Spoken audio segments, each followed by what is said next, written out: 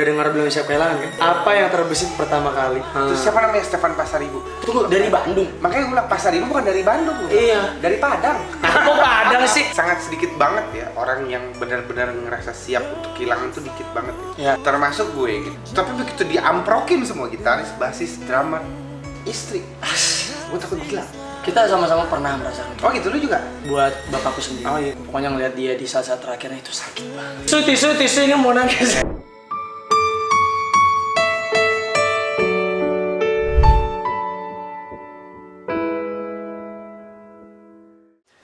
Aduh. Loh, Kak Ivan. dari mana? Kita bridging ini banget ya. Oh iya. Stefan Seventeen? Ivan Pasaribu. Enggak, ini aku lihat rumah ini bagus banget gitu, feels like home. Ini sebenarnya siapa yang pemilik rumahnya gitu. Aku lewat kebetulan. Ada Kak Ivan. Udah lama Kak Ivan di sini? Lumayan, kira-kira sekitar beberapa hari yang lalu. Oh, kirain beberapa jam yang lalu. Oh ya, jadi kali ini aku pengen ini sih. Deep Talk. Ya. Jadi ini nama segmennya Deep Talk. Oke, Deep Talk. Jadi ngomong dalam, bisa dalam kolam renang, dalam rumah, pokoknya dalam aja. Oke, yang penting dalam ya. Penting dalam. Udah dengar belum siap kehilangan kan? Udah. Apa yang terbesit pertama kali? Tisu ini mau nangis. Apa yang terbesit waktu dengar lagunya? Kalau gini, karena yang pertama kali dengerin ke gue itu David kebetulan kan. David ya. Nah, David itu kan kebetulan musik produser gue. Dan ternyata waktu itu dia lagi memproduksi lo gitu kan. Oke. Ya kan? Terus dia bilang, dia dengan sangat antusiastiknya, terus dia bilang kalau gue lagi punya produser artis bagus. Suaranya bagus. Ke David. Terus anak muda dari Bandung gitu. Terus siapa namanya Stefan Pasaribu? Tunggu, dari Bandung. Makanya gue bilang Pasaribu bukan dari Bandung. Iya. Dari Padang. Kok Padang sih? Ampun. Bukan. Menurut gue ini lagu bagus. Lagu bagus. Sampai waktu itu gue nawarin diri ke David, gue inget banget gue gini. Oh, dia anak nyanyi bagus banget tuh. Dan lagunya juga bagus. Kalau misalnya lo butuh anytime buat ngedirect vokal, call me, gue bilang. Karena gue bersedia for free, gue bilang. Maksudnya bantu gitu. Karena ini karena gue suka, karena vokalnya, karena penyanyinya suaranya bagus, gue bilang, dari lagunya bagus. Akhirnya gue mulai agak intens mendengarkan lagunya dan liriknya ya. Ternyata memang luar biasa sih. Maksudnya banyak relate sama kehidupan dan kenyataan orang-orang banyak. Betul. Termasuk gue. Gimana tuh ceritanya Kak? Kalian pada penasaran kan? Belum siap kehilangan Kak Ivan itu sampai sekarang masih belum siap kehilangan nggak gitu? Kalau gue bilang sih sangat sedikit banget ya orang yang benar-benar ngerasa siap untuk kehilangan tuh dikit banget ya. Sedikit sekali gitu. Rata-rata orang kehilangan pasti rata-rata belum siap. Mostly pasti belum siap.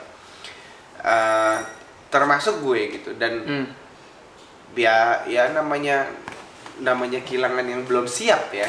Maksudnya pasti harus, yang gue lakukan harus beradaptasi dengan kehilangan itu sendiri. Oke. Oh, ini tipsnya ya? Iya.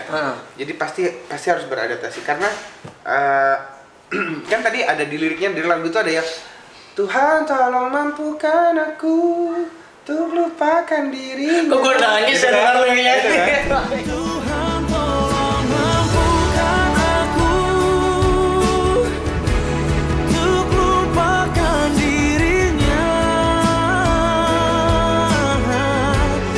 Bukan lupakan semua tentang dirinya itu, tapi lupakan kesakitan tentang dirinya gitu. Dan itu dalam banget menurut Parah.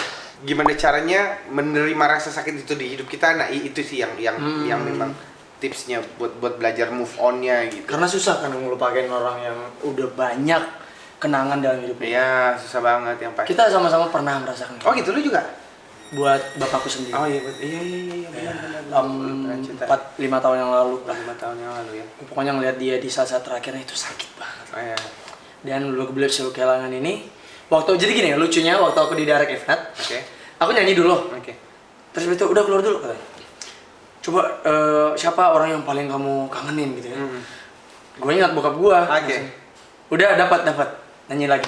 Memang feelnya beda. Sambil gue ngebayangin sakit banget. Tapi aku salut banget tuh sama Kak Ivan ini. Maksudnya siapa ya sih yang nggak tahu Seventeen kehilangannya, minta ampun sama Kak Ivan gitu ya. Tapi masih bisa ceria saat ini gitu. Masih bisa apa ya, kayak bukan moving on sih menurut aku ya, kayak berusaha bahagia. Iya. Berusaha bahagia. Karena gue waktu itu ngebayangin gini. Let's say lah misalnya gitaris, waktu itu korbannya hanya salah satu orang leader gitaris aja, atau bassist, atau drummer gitu. Itu aja udah sakit banget tuh. Iya. Tapi begitu diamprokin semua gitaris, bassist, drummer, istri, road manager, kru, termasuk ada Bibi juga. Jadi maksudnya apa ya bahasa Indonesia diamprokin itu disekalianin Dijatuhin semua, gitu, disekalianin semua, diambiarin. Yeah. Itu gue tahu gue harus beradaptasi karena pada saat gue nerima semuanya sekaligus, gue tahu kemampuan gue dan gue ngerasa gue gak akan sanggup. Gue takut gila. Sekitar 6 bulan gue benar-benar nggak mau dengar musik, nggak mau lihat alat musik. Really? Sampai di titik itu? Sampai di titik itu, benar-benar nggak mau. Memori terakhir yang tertanam di kepala gue adalah musik itu tidak menyenangkan. Gue benar-benar menolak gitu. Sampai akhirnya gue menyadari kalau ternyata gue seperti orang yang berlari menghindari hujan. Siapapun yang berlari menghindari hujan pasti at the end pasti akan basah juga. Basah juga ya. Itu gue gitu waktu itu. Menghindari musik. Gue ngerti. Ternyata yang tadinya gue pikir musik adalah hal yang paling menyakitkan, ternyata musik adalah faktor terbesar penyembuhan gue. Sebenarnya orang kehilangan orang yang kita cinta itu yang paling sakit. Memang waktu langsung kita tahu dia udah nggak ada itu sakit. Tapi yang paling sakit setelah itu. Setelah itu, exactly. Gue tiap hari ngeliat HP gue, bokap gue nggak nelfon lagi ya. Saat orang rame, atau mau ucapkan belas sungkawa segala macam bla bla bla, itu ya sedih. Tapi ya sedih lah. Ya. Tapi yang paling menyakitkan adalah pada saat orang semua pulang, duduk di kamar sendiri, terus sudah nggak ada. Itu sakit tuh, itu baru menyakitkan menurut gue. Jadi saat semua orang udah pulang, terus saya duduk sendiri, terus memahami keadaan kayak nggak ada ya. Nggak ada. Nah, salah satu hal yang gue lakukan waktu itu sering banget adalah gue tetap nelfon. Nelfon siapa? Siapapun. Oh. Herman. Oh iya. Maksudnya gitaris gue telepon, bassis gue, drummer gue, termasuk istri gue waktu itu tetap gue telepon dan tetap gue WhatsApp. Ini menarik nih. Jadi tetap maksudnya gini, karena gue tahu kehilangan yang in a sudden secara tiba-tiba dalam jumlah waktu yang banyak itu tuh gue nggak kuat gitu. So salah satu cara buat memahami itu pelan-pelan adalah gue pergi ke tempat di mana gue biasa pergi sama almarhumah istri maupun sama anak-anak saya sendiri. Gue duduk, gue pesan makanan apa yang mereka pesan. Gue mencoba beradaptasi. Telepon WhatsApp kayak orang ngobrol gitu. Jadi pelan-pelan baru hilang gitu. Gue nggak pengen langsung gitu soalnya. Berarti proses. Itu baru menurut gue.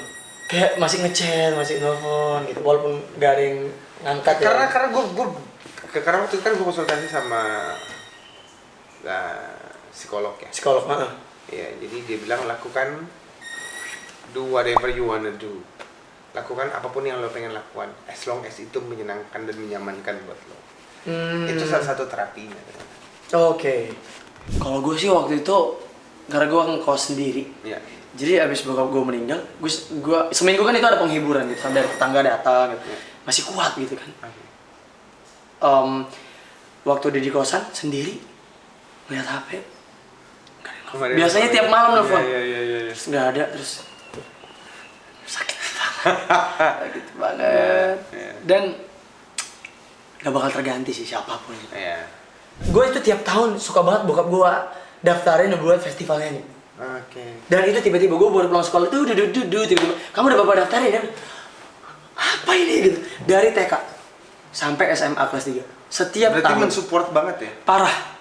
Jadi kalau kita nyanyi di depan, bokap gue itu selalu paling depan, diri, tepuk tangan duluan. Paling ini kalau ada anak yang ngejek langsung ditatap gitu, orang takut gitu. Pokoknya bokap gue itu paling nomor 1 fans terbesar gue. Bokap gue waktu gue mau nyanyi, waktu kecil, gue nggak dikasih, udah ada di daftar acara, tapi gue nggak dipanggil sampai habis acara. Bokap gue datang, begitu gue waktu TK, bokap gue datang ke panggung, anak saya mau nyanyi bang, bayangin. Segitunya. Terus itu keren. Gue udah nangis di panggung soalnya nggak nyanyi. Orang gue nyanyi aja gitu nggak ada musik. Penonton masuk lagi, main musik datang, kok gue duduk lagi tepuk tangan. Dan sekarang timbal baliknya sekarang orang yang ngambil mic, orang yang nyediain musik, orang yang. Tapi gue dari sekecil itu Dan ingat banget gue waktu SMP ikut festival lagu Seventeen. Serius? Jelaskan padaku, itu suka banget. Dan juara 1. Wah, Juara 1, swear. ya bisa dibilang maksudnya sedikit andil gue lah ya. Nggak sedikit, banyak. Ah iya, oke. Siapa? Abis ini gue akan tagihkan royalti. Gini deh, tips terakhir deh. Ini selalu gue praktekkan dan selalu terjadi. Pada saat gue lagi mengejar sebuah tujuan, biasa banyak banget pasti ada rintangan yang kita hadapi kan. Pasti banyak banget. Nah, setiap rintangan dan juga kesulitan yang selalu datang, itu gue selalu percaya semakin banyak kesulitannya, semakin banyak rintangannya akan semakin sukses ke depannya. Dan itu sudah terbukti. Selalu terbukti di hidup gue, selalu. Jadi semakin rintangannya makin ada, itu nanti akan jauh semakin besar di depan. Semakin datang lagi semakin besar lagi di depan. Semakin datang lagi semakin sukses lagi di depan. That's why gue kalau mengejar sesuatu, kalau kesulitan itu datang, gue seneng banget. Bersyukur gitu. Gue bersyukur banget. Gue masih dikasih kesulitan, berarti gue tahu gue akan dikasih sukses ke depannya. Dan selalu begitu. Berarti kayak konsep ini ya, kalau kita mau naik kelas dikasih ujian dulu. Iya. Berarti Tuhan ngasih mengizinkan ujian itu datang ke Kak Ivan, Iya. ke hidup kita, biar kita bisa naik tingkat. Betul. Kalau nggak dikasih ujian nggak akan naik tingkat. Berarti kalau hidup datar-datar aja, Gue malah takut. Keren banget, thank you banget Kak Ivan. Thank you. Thank you banget, aku. Thank you, Van. Sukses. Thank Oh, you. ini orang keren, ini orang keren. Wah, nanti kita bakal Anak sering ketemu ya. Siap. Dan ini menjadi base camp gue juga. Iya dong, harus dong. Ini soalnya rumahnya feels like my home juga. Nah, enak banget. harus di sini. Sama kayak rumah Koko, aku juga semalam ke rumah Koko. Ah, gitu? Mirip suasananya, nyaman. Nanti hangat. ikut bayar listrik lah ya. Nggak usah deh. Oke, tadi dengar suara siapa kan? Oke, kita hadirkan di sini di next Ya. vlog ya. Oke, di next video, oke? Kita mau tahu orangnya siapa? Nanti deh kita hadirkan. Kalau orang yang nggak mau jahat sih, tapi kayaknya dia baik sih. Dia mau lah pasti ya nggak Kak Ivan? Mau. Dekat kan sama Kak Ivan juga? Iya dong. Pernah di direct juga kan? Pernah. Gimana menurut Kak Ivan? Musiknya? Ini menurut gue salah satu asetnya musik Indonesia. Iya. Orang ini. Nggak boleh dipergiin, harus tetap ada Iya, di Indonesia. dia aset. Dia mau keluar negeri katanya, nggak boleh. Nggak boleh. Oke, thank you Kak Ivan. Oke, thank you. Bye-bye. Thank you, Pak. Thank you, dah. Dah.